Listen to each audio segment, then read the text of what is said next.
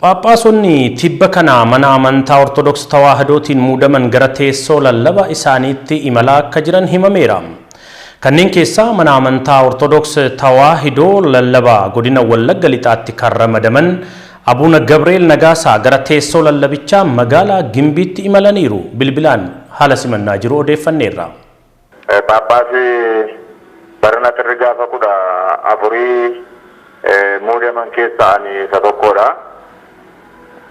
Maqaan koo Abbaa Gabriel jedhama. Tole. Biyyi lallaba ani irratti muudamee godina Wallaggaa Lixaatti Gimbii jechuudha. Har'a gara bakka muudama keessanii lallaba itti muudamtaniitti imaluu keessan odeeffannoo qabna. Mee imalli keessan maal fakkaata? Simannaan hawaasaa hoo? Imalli keenya irra baay'ee kan nama dinqisiisudha. Baay'ee raajiidha. Uummanni keenya baay'ee uummata abbaa barbaadaa ture.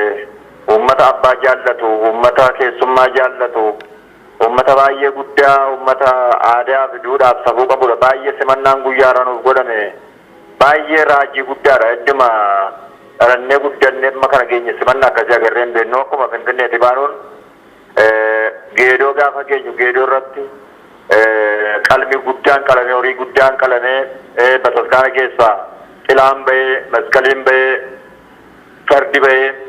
Uummanni abboonni keenya baadiyyaarra magaalaarraa farda guurratanii hundumti isaanii faarfattoonni dilbataa abboonni, harmoonni, obboloonni namoonni baay'een ba'anii gammachuudhaan nu simatan baay'ee simannaa guddaadha.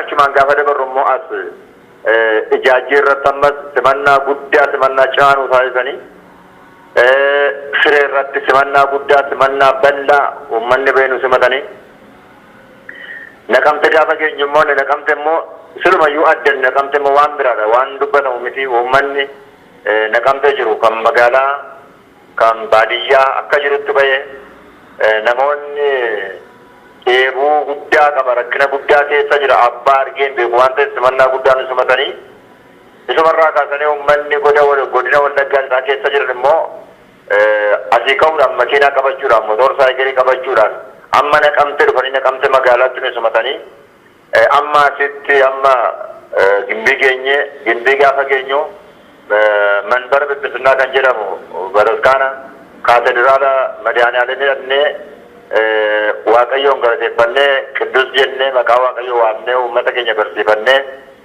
achi kaanee immoo as gara bataskaana Sariitii Maariyaamii bakka seenaa afaan Oromoo keessatti bakka seenaa guddaa qabdudha. Achitti immoo dhufnee ammas sagalee Waaqayyoo waamnee Waaqayyoon galateeffannee uummata keenya wajjin haasofnee uummata keenya gorsinee kanaan amma har'a waazeemaa har'aatti kanumaan xumuranne. Karoorri keessan fuulduraa hoo maal ta'a? Amma wiirtuu lallaba keessanii iddootti ramadamtan qubattaniittu boruuftaan maaltu itti fufa? Karoorri keessan maali abba? Karoorri keenya boritti fufu gara boodaatti amma saborii kana ayyaanatu jira kabajnee deemna. Karoorri koo gara boodaatti garuu uummata wajjin haasa'uudha. Uummata wajjin haasa'ee kan sinne godina Wallagga Lixaa keessatti bataskaanni ijoolleen keessatti barattu abinnatti timirti beetii jennu ijoolleen keessatti diqqumnaa barattu ijoolleen keessatti qeesii taatu luba taatu ijoolleen keessatti monokkostu dhalataan Oromoo keessatti guddatee baasii ta'u nu jalaa cufamee jira. Keessumaa Kilxufaarraa gadaanii Abuna Gabriel Manfas Qidduus jedhamu gadaanii guddaa gadaanii keessatti guddanne an jalqabaa fi bulchaa ta'e kan hin bushaa ture amma cufamee bajata dhabuudhaan cufamee jira. Ijoolleen keessaa badanii achuuttaa Goorgisii Gimbii keessa bataskaanni gadaanii guddaan ijoolleen keessatti barachuuf jammaranii turan amma cufamee jira. Waggaa 5 as cufamee jira. Biyyi badeera. Kanaaf jalqabaa hojiin koonni jalqabaa ijoolleen Oromoo gadaanii cufame kana keessatti afaan isaaniitiin sagalee Waaqayyoo baratanii daakunii luba monoksee Phaaphaasii borii sadarkaan ga'e kanarra akka isaan gaaniifan hojjechuu barbaada. Karoorri koonni jalqabaa ijoolleen Oromoo afaan isaaniin baratanii biyyi kun lammata qeesii biyya ormaarraa eeguu daakunii biyya ormaarraa eeguu sun ta'in ijoolleen keenya dandeetti qabu ogummaa qabu fedhii qabu. Kanaaf bajeta barbaannee bajeta isa uummanni kennu kana bajeti kan ummataati qabeenya kan ummataati garuu kanaan fuuldura abbaa barbaadetu saamaa ture wali taraa wal hiranii saamu dabaree saamaa turan kana booda garuu karoorri kun ni jalqabaa ijoolleen Oromoo akka isaan biyya isaanii keessatti qe'ee isaanii keessatti baratanii qeesiif daabunii monoksee paappaasii ta'an gochuudha karoorri kun ni jalqabaa misoomaan du'eera biyyi kun misoomaan du'eera ikoonomiidhaan du'eera baay'ee kanaaf agarsiif kadi sirreessuun barbaada.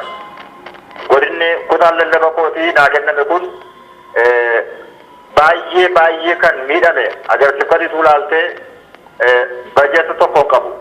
Bajeti ramadamaaf bajeta hin qabu. Biyyi keenya biyya buna qabdi, damma qabdi, dhadhaa qabdi. Garuu agarsiif kadi waan hiyyeessa ta'e jira jechuudha. Biyya gogaa akka waan biyya ongee rukutamee ta'ee jira. Baay'ee nama gaddisiisa. Kanaaf agarsiif kadi kun sirreeffachuun barbaada.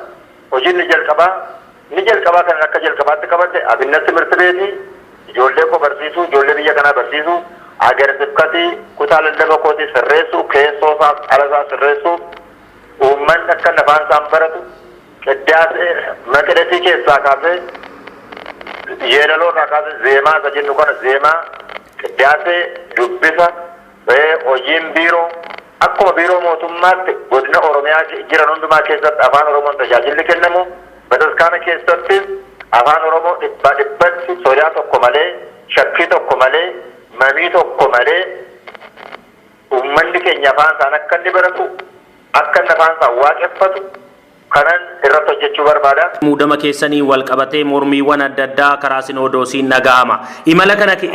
Imala keessan keessatti lallaba keessanittis daandii imaltan irratti mormiin isin mudatee jira?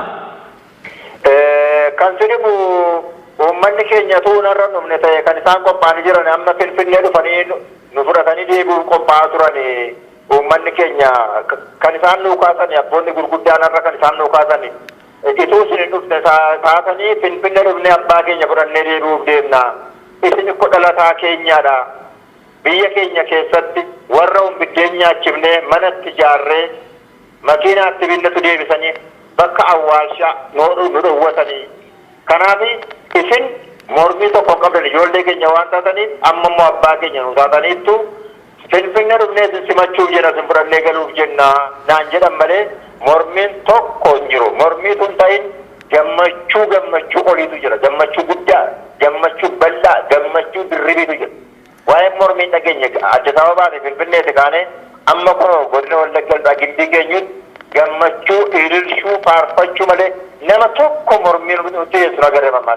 Haa ta'u hojii keessan fuulduraas hordofnee karaa televezyiinii OBS kan uummata keenya biraan geenyu ta'a har'aaf yaada bal'aa nuu kennitaniif baay'ee ulfaadha. Kan hin jechuu barbaadu garuu uummata koo Finfinneeti kaafnee ammas geenyutu nu simatan uummata Geediyoo, uummata Jaajjii, uummata Siree, uummata Naqamtee, uummata Wallaggaa guutummaa jiran saba koo baay'ee kabaja guddaan qabaa.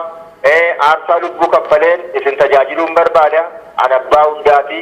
An abbaa Oromoo duwwaa fi abbaa hundaa waan ta'eef baay'ee isinan tajaajilaa nu kabajama. Waaqayyo isinaa kabaju. Waaqayyo biyya keenya biyya nagaa nuuf haa taasisu jechuun barbaada. Isinis galatooma. Ulfaadhaa nagaan nu tura.